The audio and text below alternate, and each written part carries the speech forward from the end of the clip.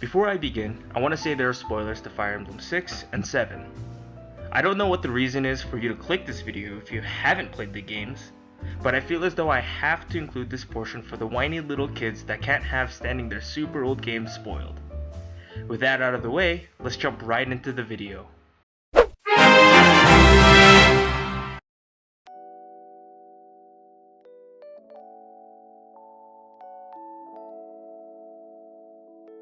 Pent is the current Mage General in Fire Emblem 7 and retired Mage General in Fire Emblem 6. But what makes Pent such an amazing character? This analysis is about the character in general and why his presence alone is important to the lore of Fire Emblem. What I will not be diving into is the character stats and how he compares to the other mages in his own game. There is the Fire Emblem Wikipedia and videos that read the Fire Emblem Wikipedia and claim that it's original content, so if you're curious about is Urk better than Pent, the answers are all over the internet, but short answer is Urk needs to be slightly RNG blessed in order to beat the average growth of Pent. If your Urk isn't growing well, then use him until you get Pent. Starting right off, let's list off who Pent is. Pent is the current Mage General of Etruria in Fire Emblem 7, a powerful military position presumably given to those that are highly gifted and have mastery over the anima magic arts. He is also the Count of House Regale. However, Pent is absent in his position as Mage General throughout the story of Fire Emblem 7 to study under the living legend Archsage Athos. Pent is also the husband to Louise and the father to Klein and Clarice. He's also the adopted father to Deke and a mentor to his student Urk. Remember these things because we'll be revisiting why this is significant further on in the video. Becoming Mage General, first and foremost, is not an easy task.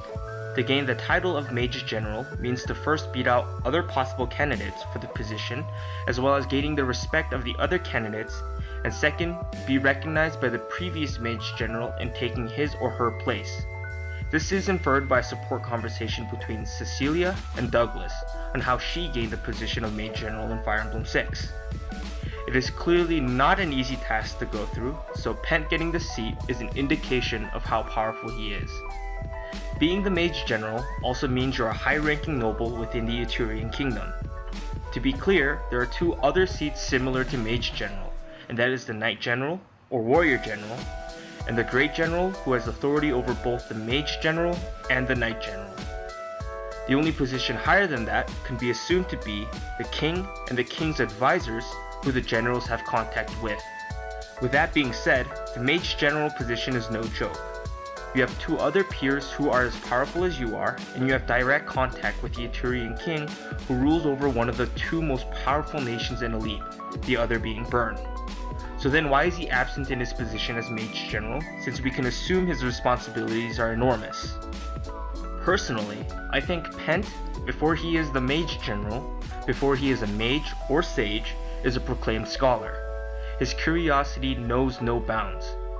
This fact is supported by one of his supports with Louise, where Louise tells Pent of his bad habits, where he forgets to eat when he's deep into his studies, and the other support being with Canis, where he takes Canis' ancient magic book because he is curious to read it, only to fanboy about Nime, Canis' mother, who's a renowned druid.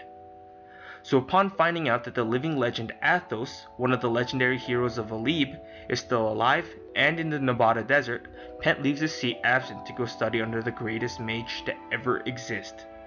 It is unknown whether there is backlash from the Eturian nobles for Pent doing this, but Pent isn't the type to care, as evident by his choice of wife, Louise. Being a male noble grants you a lot of benefits. That includes being able to choose his wife from a long list of other female nobles.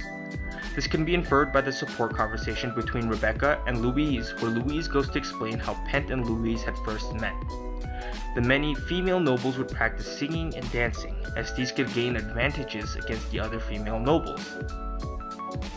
In normal circumstances, a noble would have chosen his wife either for eye candy in public, political reasoning, etc., but not Pent. Pent chose his wife Louise because she simply said, "I'll protect you with my bow," and that was enough for Pent because he felt loyalty from Louise. Louise is a noble, but not of high birth, so this was met with a lot of backlash. The Mage General marrying someone of low birth? Preposterous, is how I imagined the gossip to go when Pent had chosen Louise as his wife. This shows what kind of character Pent is, a studious, loyal, and powerful not only by magic, but by position as well. Within the story of Fire Emblem 7, before Pent makes an appearance, his presence as a character is already set into motion through Urk, his student. In Lin mode, we see Urk escorting Lady Sarah to Ostia in his sabbatical as mercenary, which is just another part of his studies. Urk is the first magic user we get in Fire Emblem 7, the Blazing Sword, as the first adopted son and student to Pent. There isn't much Urk does here, and is just under the orders of his employer, House Ostia, but it's in Eliwood Hector mode where we see Urk being ordered to escort Lady Priscilla under Pent's orders.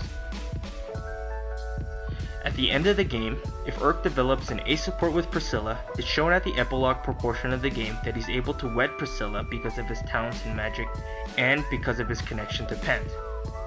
It's also shown that Urk develops his talents so well that he's asked to take over Pent's position, because at this point in time, Pent has retired from his position as Mage General. The other connection that Pent has is with Athos, the living legend himself. Besides being one of the legendary heroes that stopped dragons during the Scourging, a war between man and dragon, a master of all magic, is also the teacher to Pent. It's unknown how Pent became Athos' student, but we can assume it's because Pent shares the same passion for knowledge as Athos. Being the student of the living legend himself is super important. It's through Pent and his companion Hawkeye that the main characters of the Blazing Sword are even able to meet Athos. From then on, it's through Athos that the story of Blazing Blade can even conclude, as well as show how the events of Fire Emblem 6, the Binding Blade, were set into motion. And finally, the most important connection Pent has is with his wife Louise. Louise herself has a lot of connections, even though she is considered a low-born noble. Louise is the distant cousin to the Queen of Bern. The Queen of Bern, Helen, is the mother to Zephyl, the main antagonist of Fire Emblem 6. It's through Louise that the cast of Fire Emblem 7 is even able to reach the Shrine of Seals, and it's through Queen Helen's generosity that they are able to obtain Bern's national treasure, the Fire Emblem. It is through the cast of Fire Emblem 7 that Queen Helen's heart is able to thaw, where she vows to try and make amends with King Desmond, which clearly never worked out. Louise is also the mother to their children, Klein and Clarine. So already in the game that Pent is present in, Fire Emblem 7, Pent has connections with the King of Tyria, powerful generals in Eteria, other nobles presumably connected to House Regalia, like Priscilla for instance, the Archsage/living legend Athos, the Queen of Bern, and the nobles of the Lycian Alliance. That's a lot of fucking connections. In Fire Emblem 6, the Binding Blade, or the Sealed Sword known to others, Pent doesn't even make an appearance, but his children Klein and Clarine do. And even before Klein and Clarine even make an appearance in the game, Deke, or Dek, the adopted son of Pent, also makes an appearance as a mercenary as early as Chapter 2. And while chronologically it would make sense to start with Deke, I'm going to start by talking about Klein. When you first meet Klein, Klein is the leader of a mercenary group stationed in the Western Isles. He starts off as an enemy because he believes he's protecting the villagers, and you're attacking the village. Obviously the goals are the same, so you're able to recruit him and his squad of Pegasus Knights? As someone who's played Fire Emblem 6 in all difficulties with all the available characters, I always found it random that Klein has a league of Pegasus Knights that are supporting him. It's not stated outright, but in the previous game, the support conversation between Pent and Fiora could be the reason why Klein comes in with a fleet of Pegasus Knight mercenaries from Malaya. In the B support conversation between Pent and Fiora, Pent apologizes for the mishaps and offers Fiora compensation for her fallen comrades. This is not common practice for nobles, and the mercenaries know this as well. Fiora even comments that other nobles use them as pawns, but Pent sees the mercenaries as equals. Moved by the compassion of Pent, she offers up her lance in service to Pent. This is a small detail, and it might not even be related to why Klein comes in with the Pegasus Knights of Alea, but I felt this was worth mentioning. The other thing with Klein is his relationship with Deke and how it was formed through Pent. In the final support conversation between Klein and Deke, Klein tells the story of a young pit fighter that saved him from one of the lions of the arena. As the support conversation goes on, Klein goes to explain how the family adopted the young pit fighter and how the house treated that pit fighter like their own son. The pit fighter later bought his freedom and leaves. Originally, Klein felt this was betrayal from the pit fighter since he felt the fighter was a brother figure to him, but upon meeting the pit fighter he understands why he left. The pit fighter that Klein is talking about alludes to Deke. This support chain is the only support chain to mention Pent by name, and also shows characteristics of Pent in a game that he's not even present in. Pent adopts Deke and treats Deke as if he were his own son, even getting taunted by other nobles for doing this.